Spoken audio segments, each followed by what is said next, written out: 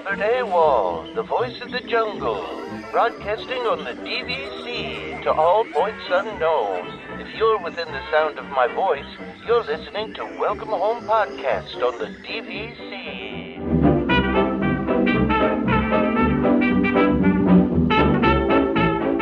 Hello and welcome home. This episode of Welcome Home is brought to you by DVC Rental Store. Thank you for joining us on episode 309 of Welcome Home, a Disney Parks and Vacation Club podcast. I'm Tom, here with Trevor. How's it going, Trevor? Hey, pretty good. How are you? Good. You know, it's Father's Day weekend, so happy Father's Day to all the fathers out there. Yeah, all the Disney dads. All the Disney dads, yeah. Specifically the podcast, or just the Disney Dads podcast. We haven't talked to those guys in a while. No, not the podcast, but all the dads out there that do the Disney stuff for their kids. Yeah, there's a lot of us. Yeah, it's for sure. I would agree with that. So yeah, no, but happy Father's Day to you. So same to you. Thank you. I actually, it's funny because I had it's I'm my daughter's dance recital today. Mm-hmm. And the reason I'm laughing about it is because there was a fair amount of Disney injected into this dance recital. So what I mean by that is there was one of the songs, one of the groups of kids did was, When You Wish Upon a Star, which, of course. But the other one, and this one, I totally forgot about this song. And it's been stuck in my head ever since the dance recital, which was much earlier today. Where it was, I think it's called Have a Good Time. It's the Come On Everybody Get Your Ears On. You know that one? Have what? You know which one I'm talking about. Come on, everybody get. Yeah. Okay. Now you gotta like look this up now because it's called It's a Good Time. It was for Mickey and Minnie's 90th. So, do you not remember this song?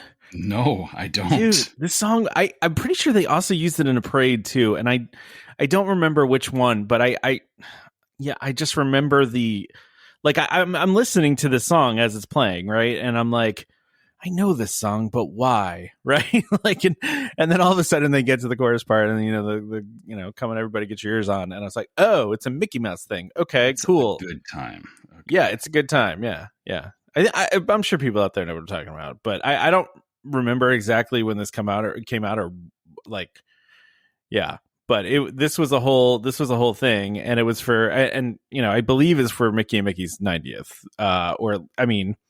That's how it says on YouTube. Yeah, that's what it says on YouTube, and I think that. But I seem to remember. Do you remember they had that parade for a while? And I don't even think it was technically a parade, but it was in Magic Kingdom. It was like the dance party parade thing, where they had just like the floats coming through and just like a bunch of dancers, and it was like a really short parade. It was just like I forget what they even called it. It was like, I don't know, maybe it was like a character what's cavalcade? That word? Cavalcade. That's the word. Character cavalcade. Yeah. Yeah. Yeah. But okay. I don't know. So, all right. I guess so now you're getting it. I get where you're going with it, but I've never actually paid attention to the music. Yeah. No, I get what you're saying. So I'm not I'm struggling to actually place the music that you're describing. Yeah. But, okay. It was the Move It, Shake It, Mask It, Dance It Street Party, which isn't performing anymore. Yeah. But I feel like I remember they played this. No, they did. Okay, good. See, I found it on the website, and it says move and shake along to the new original song. It's a good time. Yeah. So it was this, because I'm listening to the song and I'm like, I know that I'm positive this song was in the parade, but I couldn't remember which one. I have this up on my phone right now, and I want to hit play on it. And it may ruin. No, just we can't. Well, no, okay. Don't play it quietly in your ear. Oh, really? Okay. Yeah. Well, yeah, because I can't. We can't play things. I mean, we don't want to get a copyright strike here. So I'll just keep talking while you listen to that in the background. But yeah, okay. it was this Move It, Shake It, Mask It, Dance It Street Party. I remember it was like a. I don't remember exactly when it was going on, but I mean, it's still listed on Disney's website. It just says temporarily unavailable, So, okay, let's see. I looked it up. Oh my gosh, was it 2014? Really? Wow. Debuted 2014. And then it had its final performance during COVID, right when they shut down. COVID. Okay. They didn't bring it back. Are you listening to the music now? Or are you recognizing right now? And yeah, I do remember this now. But this, okay. That was like you're bringing up like I know archaic information. I know, but I heard it and I was like, oh man, that's a good song. Like it makes sense now, but too, that it was 2014 because if they made this song for that was the 90th, right? So of Mickey and Minnie, right? So that was 11 years ago. I know. That's crazy. But yeah, I just heard that, dude, and I was like, oh my god, that song. There was one other my daughter actually danced to Colors of the Wind, which was which was nice. But there was just like a bunch of Disney songs in there, and it was cracking me up. Was it a requirement for the recital, or did it just so happen that everyone chose Disney music? I don't know who chooses the music. I assume like the teachers or whoever choreographs it chooses these things. I have no idea. But I mean, listen, it was like I said, it was very Disney-fied. I mean, and it's not like this is not the first recital we've done, and a lot of their other ones have had Disney music in them, so it's not surprising to me. When I heard that song, I was like, oh man, I forgot about this, but it's such a catchy song. Like it's ridiculous because I'm like imagining it was, sometimes when you hear songs or hear or like smell a certain smell, like it takes you to a memory of like being like one of the parks or something, right? So like I'm hearing that song and I'm like remembering like sitting by the ice cream shop, eating an ice cream sundae and watching this parade go by, like, and yeah, it's just really random. I know, but no, but it's fair. Like you're right about the whole, I feel like somebody in who was setting up your daughter's recitals, like they rolled dice and landed on like Disney deep cuts or something like that. I mean, this is really a deep cut for real. Like this, but if you think about like all the songs you just described, like a lot of those, they seem obvious to us. Yeah, but they really are deep cuts at this point because outside of like Disney circles, they're not well known songs, right? That's fair. I mean, I feel like Colors of the Wind is. I mean, that one's. I mean, not anymore, but I mean, that's a pretty famous song. I mean, it is. But when again, you wish front of the star, but yeah. But again, I feel like to us, it's a big thing. But I can also argue that there are people that would have no idea that Colors of the Wind was from Pocahontas. Like, 100%. Yeah, that's 100% true. I do think When You Wish Upon a Star though is still like because they use it for so many things still. Like, I mean, it is actually the theme song of Disney at this point. It is like it's or an instrumental version of it is the theme song. Exactly. So like I feel like people do associate at least that one with it. But yeah, you're right. I mean, I could understand. I can understand what you're saying. So yeah. Anyway, that was a whole thing today, and it's still stuck in my head because it is an extraordinarily catchy song, and I can see that. Yeah. I only listened to about 30 seconds of it, and I remembered vividly of. Usually it was we were like, okay, we're going from like Adventureland to Fantasyland, and you kind of cut past the hub. And that parade would be going on. And it's like, oh, there's a parade going on. Great. People aren't going to be in my way because they're watching the parade. Because they're watching the parade. But you can hear the music still as you're like walking. You're hearing that music. And it's very like. Yeah. Yeah. And that was like, it wasn't like the scheduled, like, afternoon parade, like Festival of Fantasy was. Like it was, they had it like at a variety of different times. It just kind of showed up. And yeah. It was cool like that. Which, I think was a cool thing because it didn't lead to, the crazy crowds. It was more of a spontaneous thing that happened. Yeah, absolutely. All right. So I want to talk about something here because this kind of came up in the Discord, and this almost made the cut last week. And at this point, this is old news. However, we're still talking about it anyway. Right. So first of all, by the way, I don't know have you seen any of the pictures or video of Geo 82? I've seen bits and pieces of it because it looks awesome. I wish I was able to go when I was there, but they had some really cool stuff that they were like selling too, like the cups. They were like, there's been some really neat merch with that. But one of the other things, I guess, in honor of the new lounge opening, is a Spaceship Earth Mickey balloon popcorn bucket. Now, I know, Trevor, that your wife was very upset not to have this, as was mine. Oh, yeah. Yeah. My wife was like, why did they not release this when you were there? And I'm like, I don't know. And I can't go back and get one. I can't go back in time.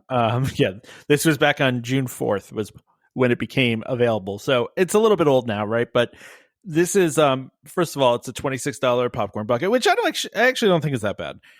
Considering, right? Considering. But it does light up. So I think that's kind of the big thing. It has extra functions besides being a popcorn bucket. It does. And it seems like it's a decent size for a popcorn bucket, right? So like it's semi-functional as a popcorn bucket, but it's basically the Mickey balloon popcorn. I mean, it's the Mickey balloon, right? Yes. But it's with the geodesic sphere pattern on the outside. And it also says Epcot. And as you mentioned, it also lights up, which is, it's interesting. I'm looking at pictures of this and I'm shocked at how bright this lights up because I'm like, how does that even work? The outside of it is covered in silver and like, it looks like it really lights up. It goes either blue, green, or red, right? I wonder if the silver is actually like, if it's translucent. Like I feel like this is something if you looked at it close, you would see like, oh yeah, it's not like you could see through it. Yeah, it's not silver. It's like it's got like a tinge of transparent to it, which means that like looking at it, there's not a lot of you can see like where the LEDs are, but yeah, they're like lighting through silver, which is, I mean, a very smart way to do it, honestly. It is. And by the way, I said there were 3 colors. There's actually 6. It goes red, light blue, dark blue, purple, blue, and then green. So It flashes through a sequence, I guess. You can either do a slow glow or a blink. Now, I'm just disappointed that, they should have had more customization to it because, why could Disney not just spend a couple extra dollars to let you cut? Sorry. What do you mean by customize? What do you want to customize? I was invoking entitlement of people on the internet that seem to think these things should be better. Like it's a nice popcorn bucket. Like it is. Everything revolves around you. Yeah. And also I'm just looking at someone showed a picture of the bottom of it and it is not microwave safe, which worries me that they have to put that on the bottom of okay. Dude, are you making popcorn in your Disney popcorn bucket in the microwave? Like, let's think about that first. As soon as I read that, I thought the same thing. It's like, in what scenario is someone putting this in the microwave? First of all, it's not going to fit in most microwaves, right? Like, it's not going to stand up in a microwave. Somebody's going to try though, but. Or maybe it's like maybe somebody thinking like you throw a bag of Jiffy Pop in it. You run it in the microwave and then you magical popcorn afterwards. Magical pile of melted plastic. Oh, that is just that. It is. I mean, listen, it is sad that you have to say not microwave safe because there's batteries in it too. I mean, I think most people know not to put batteries in the microwave, but I mean, who knows? But it also speaks to, I think there's a lot of like merchandise at Disney that people assume. Like, especially mugs and stuff like that. Like, this is very extreme, but there's like mugs and stuff that like you read them and it's like, oh, this is not a microwave safe mug, which again is understandable. That's an understandable one. Yeah. They're not always, making mugs out of materials that are safe in the microwave. But again, like just, I feel like the reason that they had to put that on there is that somebody sent them an email at some point saying, I tried to microwave my popcorn bucket that I got at Magic Kingdom and it broke my microwave. Like, I can't. I know it's ridiculous, but I do have to say, man, like this Geo 82 looks awesome. And yes, I don't know when I'm going to get to go there though, because it is adult only. So it's going to be a tough one for me to get, I mean, yeah, that's fair, but I guess you do sometimes travel, like you said, you've traveled in the past with family where, like, you have grandparents or stuff with you. Yeah. So, I mean, I'm actually hitting close to the point where, I mean, my son is going to be legally an adult in Canada soon. Yeah. Which, I mean, doesn't help, but doesn't help down here. Yeah. Technically he's old enough that I could just, you probably pass him off. Yeah. Well, I'd not pass him off. I could just say, go do whatever. And, I'm going to go check out this lounge. And he would be like, okay, fine. Like, well, that's true. Yeah, you can just let them wander. Yeah, I mean, it is 21 plus, by the way. It's not even 18 plus. It's 21 plus. Yeah, so, exactly. Yeah, which makes sense. It's a bar. I mean, it's a bar. Yeah, so it makes total sense. But I mean, it just looks awesome, and like these cups that they were selling. I mean, I don't know if they're still going to be selling them, but I mean, those are awesome. I don't even drink, and I want them. Like, but anyway, we had to talk about this popcorn bucket because it became people were talking about it in the in the Discord, and like I said, it just barely missed the cut of last episode. So yeah, it was like a couple of hours too late, honestly. I feel like from when we recorded our last episode, because it was like a few hours later, my wife was coming to me and going, "Did you see this?" And I was like, "Oh, okay." yeah, that's really funny. So staying in Epcot though, too, Trevor, we've got some new entertainment in Epcot now. So first of all, they've moved a pianist from the Rose and Crown Pub over at what was that, Grand Floridian, and now they're performing in the Odyssey, which is cool during the day. Actually. Yeah, I love a pianist, man. I'll sit there and listen to the piano all day. You know? And the Odyssey is actually a good place for it because it's kind of like it's a quick service location, like usually has specific foods to whatever festival's going on, but it has a fairly nice large area where, like you said, you can sit and enjoy, a pianist playing while you're eating your food. Like it's not out of the way. It's actually honestly probably more visible than being at the Grand Floridian. Yeah, absolutely. So. Then we also have, I don't know, did you ever catch Forces of Nature when you were over at Epcot? I don't think it was like an acrobat kind of act. It was very like artsy. Then no, I don't think I've ever seen Forces of Nature. Okay, because there was something that when that area of the park reopened, they had that as like entertainment there, and that just ended, right? But we caught it the one time when we were there last May, not this past May, but the one before that. Weirdly, I feel like the last 2 or 3 times I've been at Epcot, specifically around that area, it's always been raining.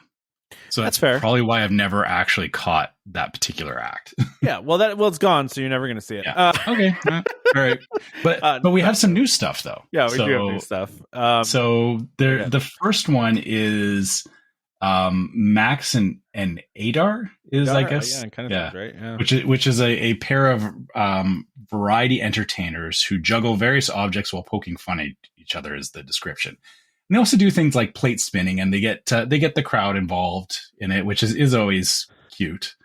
I love Streetmosphere stuff, man. Like, even if it's like jugglers, I'm down to watch some juggling while I'm walking through World Celebration. Why not? Right? Yeah. And I feel like Epcot is kind of a perfect place for that, because Epcot is supposed to be an amalgamation of a bunch of, different ideas together. And so having a variety act is, kind of right in there. Is, I would expect to see something like that in a fancy park somewhere. I don't know. I wish they would. So my favorite Streetmosphere, besides the Jameters, of course. And of course, I listen. Number one, of course, is Dapper Dan's. I consider that Streetmosphere, right?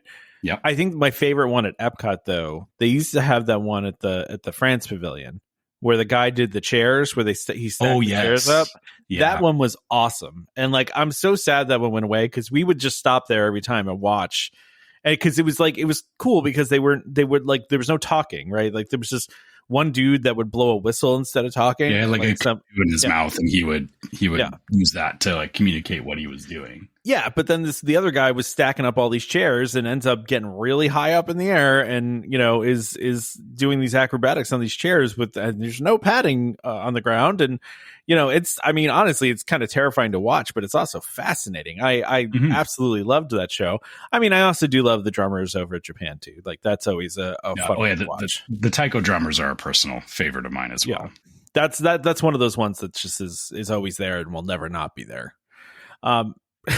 So now we have this other other group. A group. I don't know what you would call this. Another Streetmosphere pairing. So we have this is called Misinformation and Al, and or AI. I don't know. No, Al is short for algorithm. Oh, is that what it is? Did I not read that? Okay, sorry. Yeah. Yeah. With her is Al, short for algorithm. So yeah, but Al is AI, I guess. So the intent is, or this is I guess a comedy show of some sort. Kind of seems like it.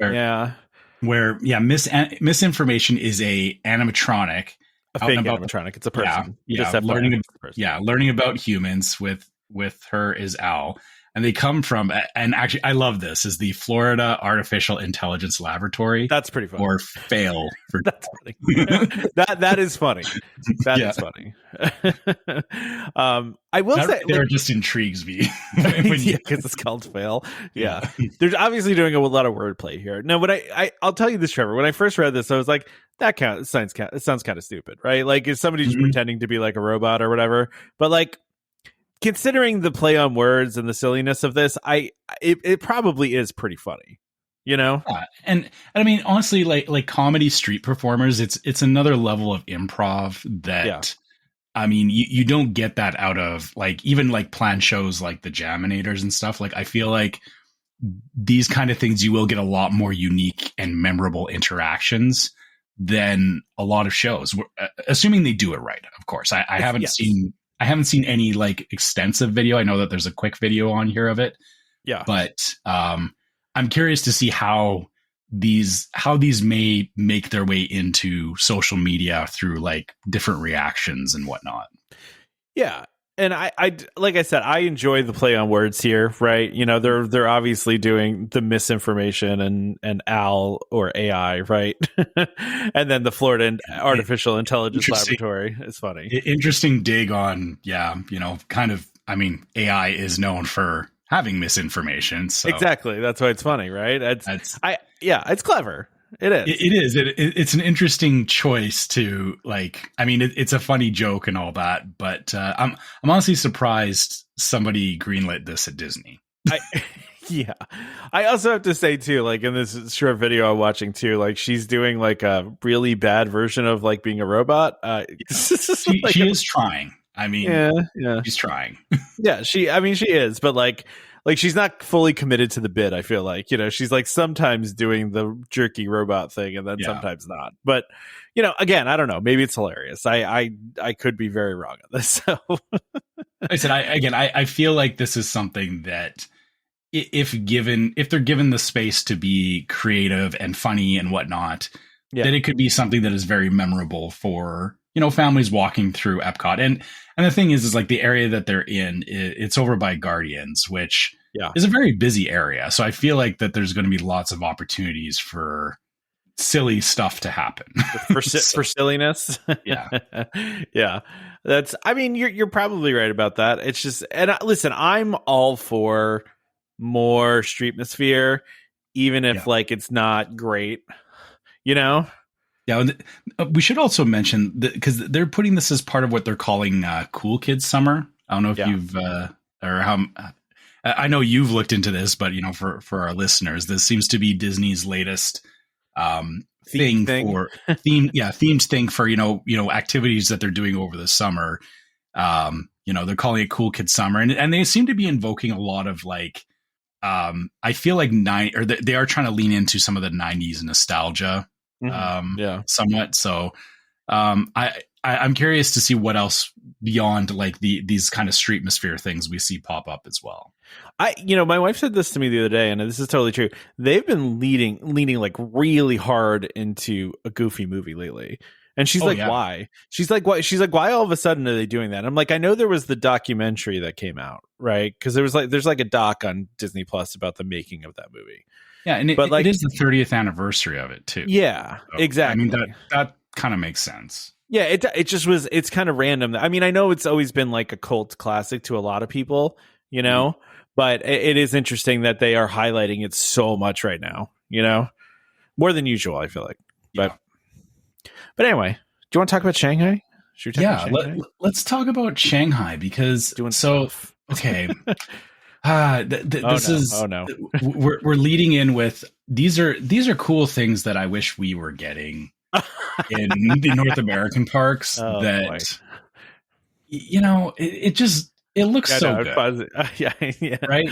Like These outfits though are really out there. yeah, the Mickey and Minnie and Yeah.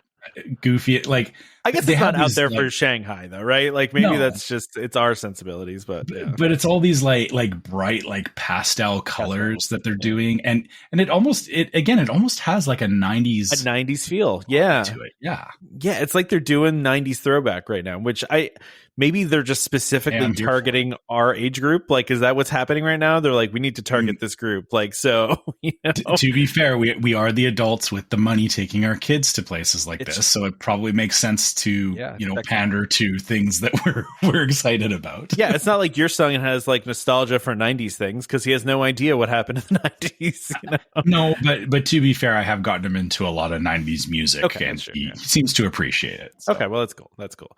So, they have all new costumes, like you said, or they're all very, very pastel-y. And then we also got some Duffy and Friends. Oh, yeah, the Duffy. We talked about this about this even during the interview with Dapper Danielle.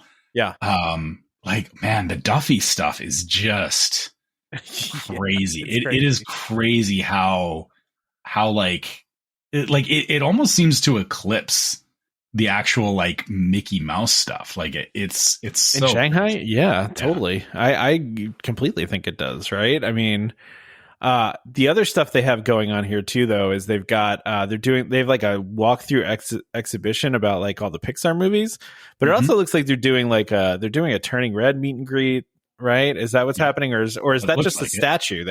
Maybe that's just a statue. I assumed it was a meet and greet. It looks like a character, but I guess that there's nothing animated about it. Yeah, so I don't know. It's hard because it just says a walkthrough exhibition. So maybe it's it says don't stop there. You can have the chance to meet joy, sadness. Yeah, Red Panda. Okay, yeah, so it is a meet and greet. Okay, so they're gonna have the Red Panda, Sully, Carl Fredricksen, Bing Bong, Edna, joy and sadness that you can do meet and greets with. But I feel like you really don't see Turning Red thrown out there as much. And I have to say, like, Turning Red is a very underrated movie. If you haven't seen that one, we really enjoyed that one. And my daughter is still obsessed with the fake boy band in that movie. So sorry, are you asking me directly if I've not watched a movie that was based in Canada? I know. Canadian Pride, I know. Yes. It's a good movie, though. And it is. They do reference Timbits in it, which I love. You enjoy. It's just a really good movie. It's like different. It's one of the things I really liked about it is that Pixar clearly like allowed the director of that movie to go very out of Pixar's wheelhouse as far as like the animation style, like it's unlike any other Pixar movie, I would say, in a lot of ways. But yeah, if you haven't seen that one, check it out because it's good. The music's good. It's funny. It's just well done. But I know this is not a food time episode, Trevor, but I already know that you were eyeing up this anger burger over here. This deathly red burger in the anger box. That they're showing with it looks like chili peppers in front of the box to indicate that this thing is dangerous and it's very hot. I mean, are the fries spicy too? Because they're served in a box that looks like I don't know. I think they don't look like they have anything on them that would be spicy, right? Yeah, but I don't know. But again, like the box is hilarious. I mean, there's so much stuff to like. Again, the food is just they always go amazing. Like it always looks so good. And even the is this a Bing Bong cotton candy? Yeah, like his belly makes the cotton candy. Is that what? Yeah, which makes sense because he is made out of cotton candy, right? I believe that his body is cotton candy. Yeah. Oh my goodness. Yeah, you're right. Yeah, which is great. It's hilarious. That's such an easy. How did they not do that before? I mean, maybe they did and we just forgot. But I mean, I've never seen that before. Like, that Shanghai is just doing all kinds of fun stuff, interesting stuff. Yeah. Yeah, really fun stuff. And then there's going to be a Stitch meet and greet, which is fine. Whatever. We've had Stitch meet and greets around. That's not that big of a deal. But they're gonna. I guess Tinkerbell has not been ever at Shanghai Disney Resort because they're saying Tinkerbell makes her debut. Oh, so wow. Okay, like random, but sure, great. And the interesting thing is it's not a meet and greet. It looks like it's a wandering character. Yeah. You know what? I actually, I don't know if you noticed this, Trevor, but the last time we were at Disney, we saw far more wandering characters than we've ever seen. They have really brought that back in a big way. We saw so many wandering characters when we were at Magic Kingdom just for that one day. Mm-hmm. Like, I haven't seen that many in a long time. And they kind of did it quiet, we were there the same day. Yeah, so, I know we were. Yeah, I wasn't sure if you were paying attention to that, though. We were, because I actually said it to my brother when we were there. I was like, this is weird. Because we saw The Incredibles over by Tron. We saw Woody and Jesse in Frontierland. And I know, it was just like, and then we saw the Mad Hatter walking around at one point. And interacting it was just with guests, too. Just going up to random guests. That has been missing for a long time. Yeah. So, and same thing. I turned to my brother and I was like, this is weird. This doesn't normally happen. And he was, but of course he hadn't been there forever. He's like, oh, I just thought that was how it goes. The last time he went, that kind of stuff was happening. So he was like, oh, I just figured this was normal. And I'm like, nah, this hasn't It was normal. And then it stopped being normal. And now it seemed to be back to normal again. Cause it just, But I also have to wonder if in Shanghai, I guess I've never paid attention to things like that in Shanghai. Is it normal for wandering characters there?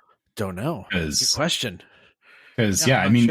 They're making it sound like you might run into Tinkerbell, which is kind of crazy. Very random. It seems very random. So I didn't really see anything else on here other than getting down to the bottom here of the ice cream cones, and then whatever the ice cream thing is in that little package, and then also this zipper that is Mickey's hands. What would you say? It's an ice cream sandwich, but it's in a little container. Yeah, I don't know. It doesn't say what it is. It doesn't, unfortunately. But actually, before you even got down there, I was fixated on that. They show a kid's play area. It seems to be. I don't know what the theme actually is of it, but the slide, very Moana-y to me. Yeah, you're right. Yeah, it looks like something Polynesian or Moana themed, but this slide looks incredibly painful. It does, because it's got ribs in it. And the way that it curves looks like it. Oh yeah, no. I feel like there's video out there of somebody's kids getting hurt on it's still better than the aluminum those metal slides that we used to go down as kids that would be 1,000,000 degrees in the heat. Those were character building. You said this one's not. You see, I learned how to position my on my elbows and stuff so that I wouldn't burn my hands on those ones. Those still exist. You see them every once in a while, but even these slides get really hot though too. It's not, you're not spared really, but all right. Well, lots of cool stuff going on at Shanghai, and as we always say, I hope this stuff does it make its way over sometimes. Yeah, if things resonate well enough that it does make its way over to the North American parks. I do have to say, by the way, I've really been enjoying, as someone that frequents Disney Parks blog, that there's a button on all the pages that says that it says Alien Invasion, I think is what it said, where you can click it and everything turns to Stitch ruining it on the page. I don't know if you've noticed this, but I actually have not clicked on the button. I've seen Stitch on there, but if you click it, it pops up and it says 626 error, and then all of the pictures on the page become kind of scrambled, and then Stitch is ruining half the things. Oh wow! Although not on this page. Oh, and he's at the top it is, but then there's a couple other pages doing stuff. Yeah, it's just funny. It's just a random thing that they didn't need to do and then just decided to do. And that movie continues to be huge. I think it's still #1 at the box office. It's destroying out there. So. You say it's a random thing that they didn't need to do, but I disagree. Okay, that's fair. That's fair. It's Disney should absolutely be doing stuff like this because it feeds into the movie and everything. Yeah. Well, not just the movie, but the general bringing that next level of magic to Disney stuff. It makes them stand out from other theme parks and stuff because, they are doing these extras. I agree. All right, Trevor. So that's cute. Okay. That's cool, right? Why don't we go ahead and do our ad, and then we got a couple more things, and I promised us, since it was Father's Day weekend, we were going to try to keep this one to a minimum today. So I know I always say that, fair. And then we go for an hour and a half, but no, I think we have enough stuff. It's a short enough rundown this week. We don't have a lot that we need to talk about. I agree. Okay, so this week our episode is brought to you by DVC Rental Store, which is a World of DVC company that offers magical vacations at incredible value. Save up to 60% off retail rates at Disney resorts. DVC Rental Store now includes deposits as low as 25% at the time of booking and a built-in cancellation policy for every reservation. As always, DVC Rental Store pays out the most to members looking to rent their points. Want to learn more? Go to dvcrentalstore.com/welcome home or call 1-855-DVC-RENT. That's 382-7368. And when you speak to them, be sure to let them know that Welcome Home sent you. So here's another thing that didn't make the cut last week. And this is not really... See, I actually... This is a rumor. It is, but I also... I connect this to Disney parks because I think... I think this is an interesting conversation to have. And we don't have to have too many conversations about it. But I don't even want to say his name because every time I do, someone says I'm saying it wrong. Josh D'Amaro? Yeah, I see. I feel like I say it that way, and they're like, "Oh, it's D'Amaro or something." And I'm like, "Okay, well, whatever." It's D'Amaro. I say D'Amaro, but okay, whatever. Yeah, whatever his name is. Josh. I'm using my Canadian accent, so come for me if you want. There you go. So there's reports out there that Josh is the current front runner to succeed Iger as CEO, and that doesn't surprise me. In fact, I kind of thought he was always going to be the front runner because it is like straight up impossible for anyone to really do a good job of running Disney, because you have to think, and they talk about this in the article that I linked on here, but it's very difficult because they're such a diversified company, right? Like you need somebody that understands like Hollywood, but also somebody that understands theme parks and music and television and, like cruises. Right. So, but also the culture of Disney as well. So not just understanding these businesses, but understanding how Disney operates within these businesses. Exactly. It's Disney is probably one of the most complicated companies to run, right? Like just because of how complicated they really are. So to me, and it is interesting to me because like obviously Chapek moved from the head of the parks to being CEO, right? And that didn't work out great. But that doesn't mean it wouldn't work out great with D'Amaro, right? Because I think Josh has a very good reputation. He has that same kind of like Iger, like charisma, Yes. He's got like people just like kind of like him, generally. And yeah, I don't even think. I mean, yes, he's very personable and very, very easy to be engaged with. Like you said, he does come across with a lot of charisma, but I feel more so than that is that you can see where he has listened and tried to give guests what they're looking for from Disney. Whereas, the flip side of that is Chapek was running the parks, but he was entirely just balancing the books. He wasn't cutting. He wasn't cutting. Yeah. Yeah. And so he wasn't doing anything to look at, hey, how are we going to improve? How are we going to, get people in the doors? Chapek didn't care about any of that. He didn't care about what the actual customer thinks at the end of the day. Josh, you can see that he does. Yeah. Yes. And I remember when he became the parks head, I remember immediately like some things that people had been like the guests had been complaining about started changing. Like I remember he like improved the bus situation by quite a bit. I remember there was a lot of cast member, like he went out to cast members and like find out like what their issues were and started solving those. So I think he's also pretty popular amongst the cast member, like groups as well. But the other part of it is though too is like he is overseeing, he oversees parks and experiences, which is not just Disney parks, right? Like it's DVC, it's the cruise ships, it's Adventures by Disney. It's a large part of the company, right? Now, given he doesn't really have experience seemingly in the movie world, right?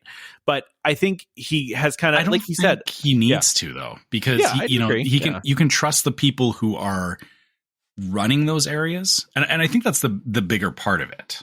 right? Is that, you don't need somebody who knows everything, but you need somebody who knows how to trust and, make good judgment calls based on the experts in those areas.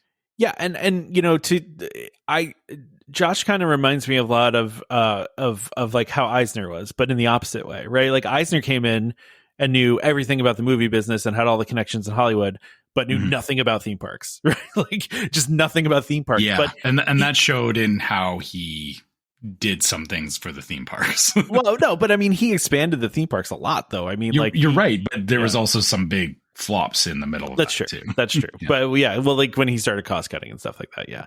But it's at the same time, it's like I think Josh has like this amazing, background there, and he can. I like you said, I think the most important quality is being able to listen and to adapt and to use the people that are around you that are experts. And it based on the things I've read about him and the things I've seen, he, like you said, he's very amenable to feedback and will change things based on that. And that is a good quality to have. Whereas Chapek just seemed like it's going to be my way and that's it. Like, there's no feedback here. Like I'm doing what I'm going to do. And so, it'll be interesting to see how this shakes out. I hate to do like a whole, the talk about the CEO things, but I do believe that if he does become the CEO, I actually do think this could be beneficial to the parks because I think he realizes how important the parks business is to the company. Whereas I feel like Chapek did, but also didn't care as much about it. Yeah, like I said, I feel you're right in that it's the difference between, Chapek cared about the business and he cared about, is the business doing what it needs to do, which was, are all the cogs moving nicely. But Josh cared about, the entirety of Disney as an entity, not just the fact that, we're running under budget. We're doing this. It was, hey, people are happy in the park. We're giving them, not just what they want, but, a curated, whatever they can do within their power. And like you said, listening to feedback and understanding, what's working, what's not working. I feel like Chapek never listened to what was working, what wasn't working. He was just, I'm doing this full speed ahead. Don't talk to me. Right. So he was just like Magical Express is too expensive. Bye. You know what I mean? Like no thought to like how that would affect people, like, yeah. And I feel like, the thing about this is, if Josh does become the next CEO, like you said, it's good for Disney overall, but then the question becomes, well, who's filling in Josh's position? That's true, right. Yeah. And we're not looking into that at this point, but again, because of how Josh has operated the parks, I would expect he would be looking for somebody to succeed him that has a similar mentality and has that, that same understanding of, Disney's, like I said, I equate it to, and it's probably not the right term for it, but it is a culture thing. It is, understanding that, Disney operates a certain way. It is different from other theme parks. They do things differently and not trying to fit them into a mold. Right. Adapting to what is going on in the current, ecosystem of, whatever is popular in the world, stuff like that. But also, not trying to just turn them into another, Carowinds, because we talked about Carowinds last week. Right? Poor Carowinds catching a stray. They don't deserve that. Sorry, but you know what I mean, right? So I do know what you mean. I think Josh has also been with the company like a really long time too, and kind of has worked. Yeah, he's been there. I just looked it up really quickly. He was there for 22 years. he understands the culture. He's been there a long time. He's worked in a variety of different places. He really did. And listen, this could also be, this has to be good for DVC stuff too. I don't really know what else I want from DVC at this point. Cause I think everybody's like, all right, too many resorts, you know what I mean? Like, but also more resorts, right? Like it's a weird thing because everyone's like, oh, they're building another DVC resort. But then we're also all like, well, we want more rooms to choose from.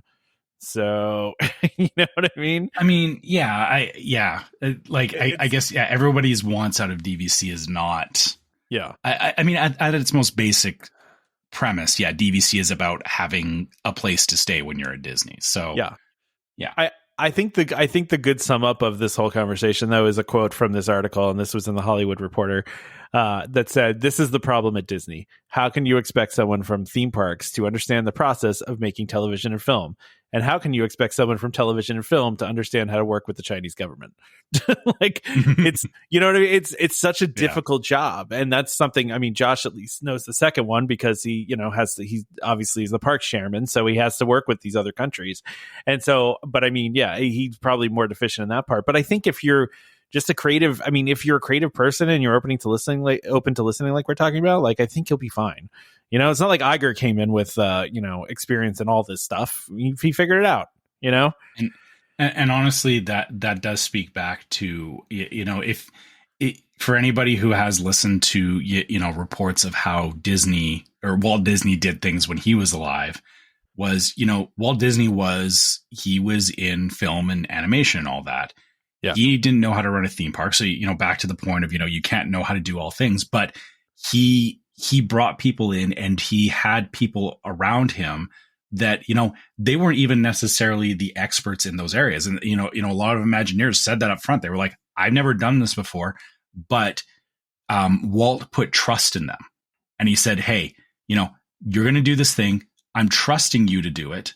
Yeah. He wasn't like trying to micromanage them. He wasn't like trying to, you know, tell them one way or the other. And yes, he did take some risks because of it, but that is part of the industry. That is part of, you know, working in movies, in theme parks. All of that stuff has risk associated with it. And you need somebody running it who will pay attention to what's working, what's not working, and put value in the people that, you know, not necessarily the experts in the area, but, you know, if you have people that are working for you that prove themselves to be reliable and prove themselves to, you know, they have the vision of the company in mind whenever they're doing stuff. You know, I would hope that Josh continues to promote people like that. And that, again, that just builds up Disney as, you know, when you have people behind the scenes that are running it the way that we want to see it run. And, you know, and that comes down to, you know, things like, you know, bringing back the little, and I'm using air quotes, the magic things, you know, the streetmosphere, in the parks, you know, it's the wandering characters. It's you know, little extra things like, you know, we still don't have, you know, delivery back to your room yet. Yeah. And, you know, all kinds of little things that just make the park better.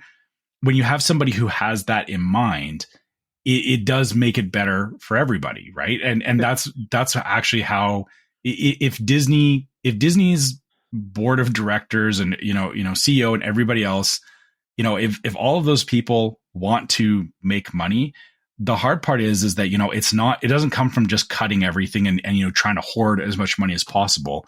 They do have to put themselves out there and they do have to put risk into what they're doing, because that's how Disney got to where they are. And honestly, if my opinion is, if Josh doesn't become the next CEO, I feel like that, you know, Disney is in danger. And, you know, we talked about this previously, you know, the whole Disney Universal thing. And also like on the movie side as well, as, you know, there are other studios that could take over Disney in terms of popularity, but it's kind of in Disney's court right now. Like, they need to actually drop the ball. But if you have somebody at the helm that is moving them forward the way that they have been moving forward for decades at this point, it's not going to happen. You're not going to take Disney out of, you know, being one of the biggest companies in the world, because you have somebody who's operating like it's the biggest company in the world. Yeah. Outside of those couple Chapek years. But yeah, that's what I mean. We'll forget about Chapek he wasn't acting like that though. That's the thing. He wasn't. He wasn't.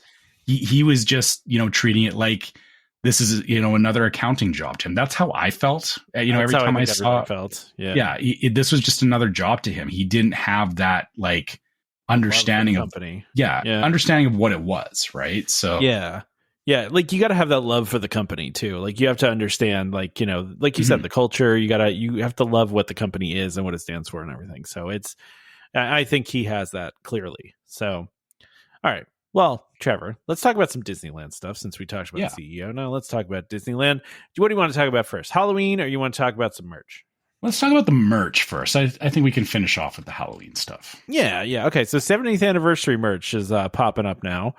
And let's just go through here. Anything that catches your eye that you really want to talk about? Because all right, there's some interesting things in here. There's a interesting thing to me that they have a well, it's not even an R2D2, is it? It's the R2DL70 interactive remote control droid. Okay. How is that Disneyland 70? But I mean, I know Star Tours, but but it's because it's following the same color palette as all the characters. Yeah. It's that metallic. Oh, gosh, I'm a moron today. R2DL70. I'm just getting the DL70. My God. Okay, I'm sorry. Time for Tom to take a nap, apparently. All right.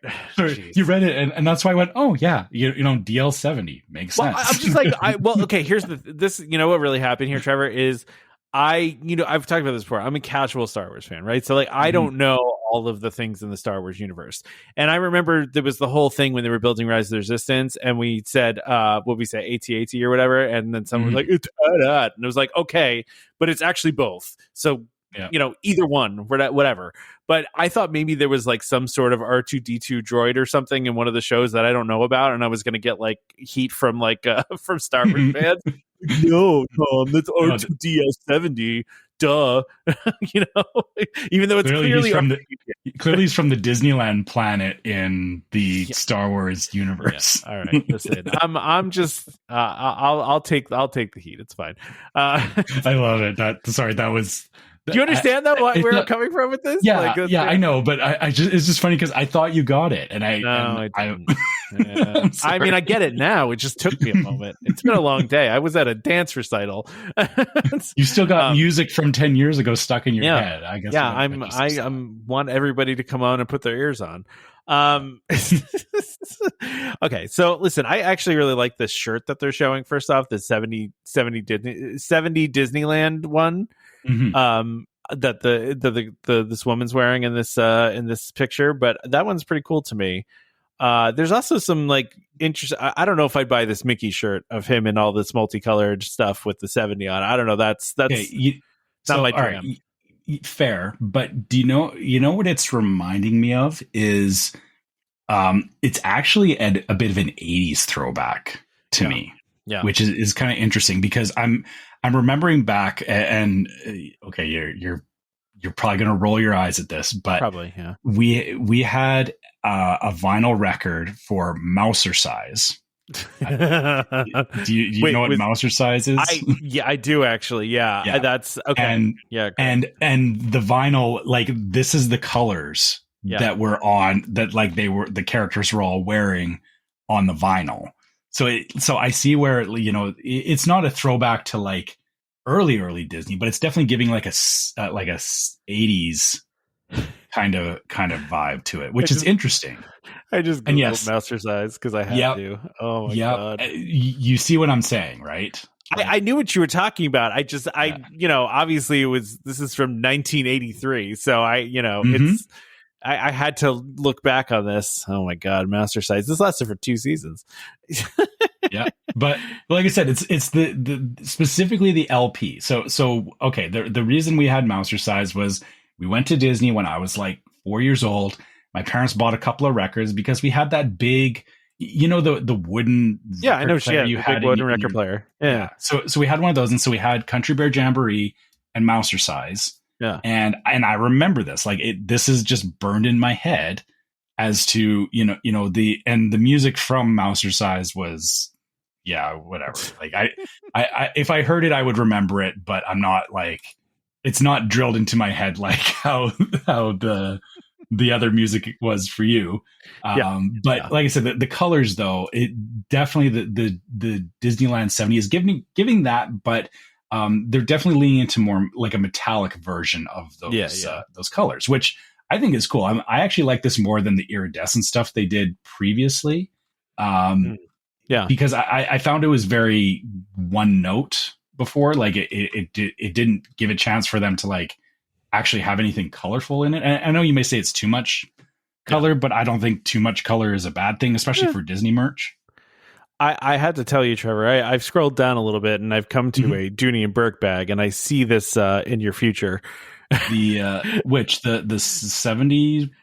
No, okay, the Mickey and Minnie one. This Mickey and Minnie one. As soon as I saw that, I was like, "Oh, Trevor's wife's gonna want that one." I mean, no, you don't think so? No, I feel like that's a maybe. I don't. She's actually not, and I mean, she'll tell me I'm wrong, I guess, later if I misquote this, but she's not as big into like Mickey and Minnie specifically. Like she wants a variety of Disney characters on her Disney merch. So okay, that's fair. I actually don't think she would go for this one because it is specifically Mickey and Minnie, but it is still very nice. Like I agree with you. It is a nice bag. And again, just stays in line with the color palettes. This looks to be, or no, this is part of the Celebration collection. So they have different collections. They do. This, I guess we should talk about. So this is the Celebration collection. Along with that is a really cool hoodie. I really like this hoodie, actually. This is a cool hoodie. Yeah. It says Disneyland 70 on it, and it's all in gold. And inside the hood, it looks like it has like the D logo, and then I can't tell what else. There's something in there, but I can't really see it. But and as far as Spirit jerseys go, I don't hate these that bad. They're kind of cool throwbacks, you know? Yeah.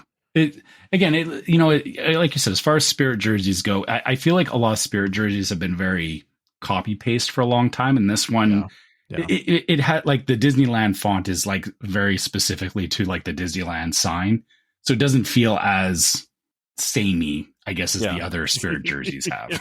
Sorry, I know people like their Spirit jerseys, but I feel like they all look the same. So I just want to scroll down here too, though. I'm looking. Have you looked at the castle or the castle collection with this purse that looks like the old lunchbox? Yeah. So that's a throwback. I love that. Like that classic look to it is amazing. Yeah. And then we have and then I'm assuming you've gone down to the Vault collection. So this one sweatshirt that says Disneyland is the star, everything else is the supporting role. I don't know if I've ever heard that quote before. And I mean, I assume it's from Walt Disney because it says Walt Disney right underneath it, but I don't think I've ever heard that quote from him before. I feel like it might have been in a interview or something somewhere along the way. I mean, it's a great quote. Disneyland is a star. Everything else is in the supporting role. Like that is a great quote. And it has the latitude, longitude of Disneyland. And then what does it say? Anaheim, California, Disneyland. But I like this stuff in the Vault collection. It's cool. Now what about there's this gray hoodie that has the plaque on it. The here you leave today and enter the world of yesterday, tomorrow, and fantasy. Yeah, that's pretty cool too. I like that one. Yeah. I like it because I like that one because as much as I like the it's good to have the bright, colorful stuff. This one is a lot more subdued, and it's very it's something that you're not going to necessarily notice it unless you are paying attention. Like I feel like it's something I could actually even get away with wearing that to work and no one would notice. Probably. I like subtle Disney. I've talked about this before. My house is filled with subtle Disney stuff. Now there's some not so subtle stuff, but there's some, I mean, a lot of the pictures I have on my walls, if you didn't know, you would think that they were just drawings. You got to get the reference, right? Yeah, exactly. And I enjoy that. Yeah, I'm like that person that likes to buy the shirt with the TV show stuff on it, but if it says the name of the TV show on it, I will not buy it because I want you to figure out what it is. You know what I mean? Like I had a Stranger Things shirt that did not say Stranger Things on it, and it was just a reference to Stranger Things. And if you didn't know, you didn't know. You know? So coincidentally, I'm wearing a Stranger Things shirt right now. And all it says on it is Hawkins, but it's done in the same format as the old Pitfall game. Okay. Yeah, nice. So it has like the Pitfall colors, and it has the kids on the bike, and it just says Hawkins. So it's like yeah. See, my shirt it says Hawkins AV Club, right? And it's like an AV Club thing because I was in the AV Club in high school. So, but if you don't know, you don't know, right? So, and that's what the kind of stuff I like, right? But yeah, this is all really cool stuff. I like it. Anything else you want to mention before we go into really quickly to Halloween, because it's June, Yeah, yeah. Of course, we need to talk about our Halloween stuff. I don't think there's anything else on the merch side that. Dude, yeah, Halloween just starts earlier and earlier every year. I mean, listen, it's not starting. They're just talking about. They're just giving us dates, right? So people can plan things. I get it. And they've also I've seen more Mickey costumes today than I think I have in the last 3 months. I feel like between the Shanghai stuff and the Disneyland, and now the Halloween costume, which again, you know, his Halloween costume looks pretty good this year. Like it looks like a kind of a riff on the Sorcerer Mickey, like wizardy kind of thing, but it's very like it's a more updated, like it looks like a hoodie almost, very but Slimer. It's like a sorcerer. It's very Slimer colored though. It's very it's green, but I just noticed it's like a wizard cloak, but it has like hoodie drawstrings on it, so it's like a like a more modern wizard hoodie. It's hip wizard Mickey. Hip wizard Mickey. There you go. hipster wizard Mickey. I wouldn't put him in hipster. No, hipster land for this, but this is like, again, it's to that 90s throwback stuff, right? Like they're definitely leaning into, like, I feel like this could have been a costume in Halloween Town. Right? Like if you remember Halloween Town. It feels like that. I can see that. I'm just trying to scroll through here to see what's like new, like what new stuff is going on, you know. So they announced, by the way, that the Halloween's starting August 22nd. So which, you know, again, is not that far for 2 months from now. I mean, that's not... I can't wait to start my Halloween planning before my kids even go back to school. It's not far from now. I mean, it's coming. I listen, you know, Halloween starts early at Disney, and we understand why, right? Because they want a lot of dates for the Halloween parties, but it's just always funny to me. Halloween starts in August, you know? Yeah. So I think I might have found something in here that is worth mentioning, or maybe I've not paid enough attention to this, but they say something's brewing in the Disney Theater, which the Disney Theater, if I recall, was that the Fantasyland Theater that I was thinking of? I was thinking of where they used to do Mickey and the Magical Map. This is where they do Disney Junior Mickey Mouse Clubhouse Live. Okay. All right. So, But so they're doing a Mickey's Trick and Treat, which is an interactive show that will temporarily replace Disney Junior's Mickey Mouse Clubhouse Live. So, kind of interesting that, again, interactive stuff that they're trying to bring back. I feel like it's a good mix of like that Streetmosphere thing, right? Like it gives the kids something interactive and memorable. It's not just another show that you're sitting through. And, maybe, do you think it always has to be something seasonal? Like, what do you mean? I feel like, Disney is very good at, these shows. It feels like they're always like, or, they're doing a temporary Halloween show, but I don't know. It feels like they could maybe just not have to tie everything to a particular season. Change it for the sake of changing it, instead of like, it always has to be like Halloween themed or Christmas themed or whatever. But like that kind of stuff brings people in, though. Like I people like that theme stuff. I don't know. I feel like I'm kind of like, Halloween's a weird thing for me now. That like, now that my son's older, I'm not into Halloween like I was when he was younger. But I feel like sometimes like Halloween's it's too oversaturated for me, I guess. Especially like you said, the fact that they're starting all this stuff in August. I mean, they always do, though. I mean, the Halloween's been in August for Disney for like a long time now, Yeah. I mean, so the other things that jumped out to me, Trevor, were they mentioned here that overnight guests at 3 hotels can enjoy special perks such as treat trails on special afternoons. So that's on select afternoons. So that's cool. But what makes me laugh is, how is it a perk when you're saying you have the option to purchase something? That's not a perk. That's just a thing that you are selling. I'm giving you the privilege of purchasing my merchandise. You now have the privilege of buying this extra thing. Okay, whatever. but just thought that was funny.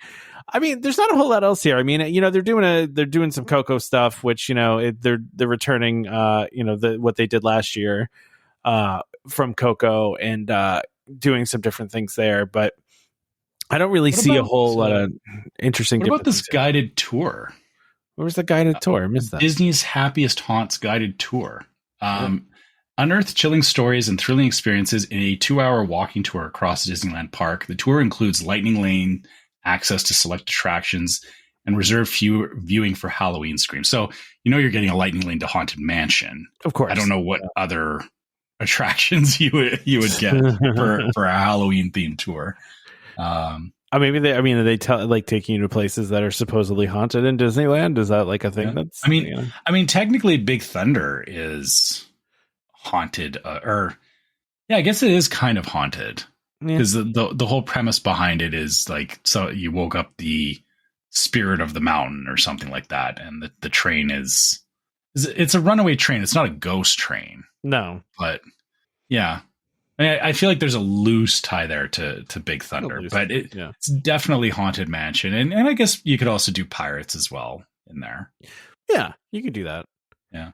Well, so all this stuff, the tickets to the Oogie Boogie Bash, Oogie Boogie, I'm going to get like hate for something somehow for, I'm so scared to say things wrong. Oogie Boogie Bash. I don't know. I just feel like I said it wrong.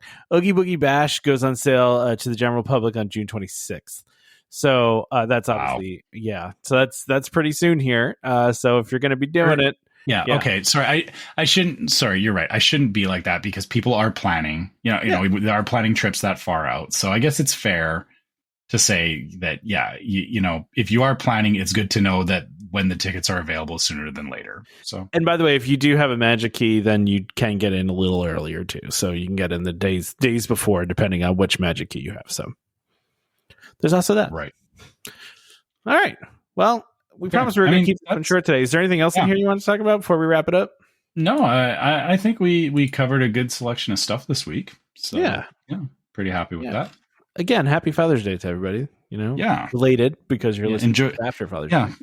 Yeah. I'm sure Tom and I will have enjoyed our Father's Day by the time you hear this. But for everyone else, hopefully you had a good Father's Day. Yeah. And I guess if you have anything you want to share about any of the stuff we talked about this week, or your own trip reports, stuff like that, make sure you guys reach out to us at welcomehomepodcast@gmail.com. We love hearing from you guys and hearing your own takes on stuff that we talk about on the show. Similarly, we are on Facebook. You can find us on Facebook as Welcome Home Podcast. You can find us on YouTube as Welcome Home Podcast, and you can find us on Instagram as Welcome Home Pics. Make sure you check out our group on Facebook, Welcome Home Disney Waitlist, where we talk about all this stuff as well. It's it's a great place to hear other people's takes on Disney planning, all that kind of stuff. There is also I appreciate I've seen an uptick in the memes in the group again. People commenting like, especially I believe it was it Dan or was it Jeff? And this actually feeds into the meme. I can't remember who it was, but there was a whole thing about the Dan versus Jeff groups. Yeah. And it was the Spider-Man meme where the Spider-Mans are all pointing at each other. Yeah. I just assumed it was a meme. I just assumed it was a meme. And it's funny because I legitimately cannot remember if it was Dan or Jeff that posted it. So, that's what makes it funnier. So take that for what you will. And I'm not even going to go look it up. I'm not going to go look because I'll let you guys run with that however you want. Check out our group. It's a fun time. If you did want to help support the show, you can go to store.welcomehomepodcast.com. You can check out our different merch there. And if you need something for a trip coming up, we got shirts and all that kind of stuff that you might need. Similarly, we also have a Patreon, which is patreon.com/welcomehomepod, that you can check out our different merch on there that is exclusive to Patreon. And all of our Patreon supporters get access to the Discord server, which is yet another place that we talk about, the things that we do talk about on the show. There's a lot of stuff that before it even gets to the show, we're talking about it in the Discord server. And, our Patreon listeners also get sometimes sneak peeks and early access to some of our shows and whatnot. through Discord. So if that's something that interests you, please have a look at our Patreon. And last but not least, if you're listening on iTunes or Spotify or any of those platforms where you can leave a review or a rating for us, leave us a 5-star review.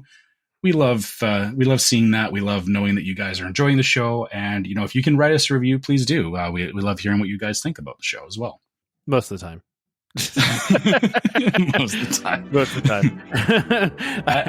Even the negative stuff, I don't mind hearing the negative stuff because, I feel, it's not always, it's not always unfair to be, you should be critical of things that you enjoy, or even if you don't enjoy, it's fair to be critical, but, it doesn't mean I have to listen to everything everyone says either. That's true. So that's true. Yeah. That is true. The other thing you can do, even if you hate us and you give us a 1-star review, just subscribe to the podcast, right? Like, just do it. Like, it doesn't hurt you. You don't have to auto download us. Just subscribe. And then button. Yeah, it's just a button.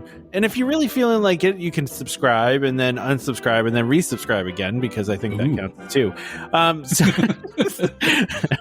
So don't forget. That's how that works. I don't think how it works either. So you can find us on Apple Podcasts, Amazon Music, TuneIn, Stitcher, Spotify, YouTube Music, just about any podcast app that's out there. You can find us. Then just a reminder to our listeners, Welcome Home Podcast is for entertainment only. We are not employed by the Walt Disney Company, and as such, all opinions we express on the show are our own. So please contact a DVC cast member or some sort of representative of the Disney Company, not us. Huge thank you to DVC Rental Store for sponsoring this episode and for their continued partnership over the years. Join us next time for more Disney Parks discussion. Of course, more DVC talk. We hope you get your ears on real soon. This is Skipper Albert Awol, the voice of the jungle, signing off from Welcome Home Podcast on the DVC. Do a huddle when we hit a chair. How she can cuddle is no man's affair. I looked around from pole to pole, found her in a sugar bowl.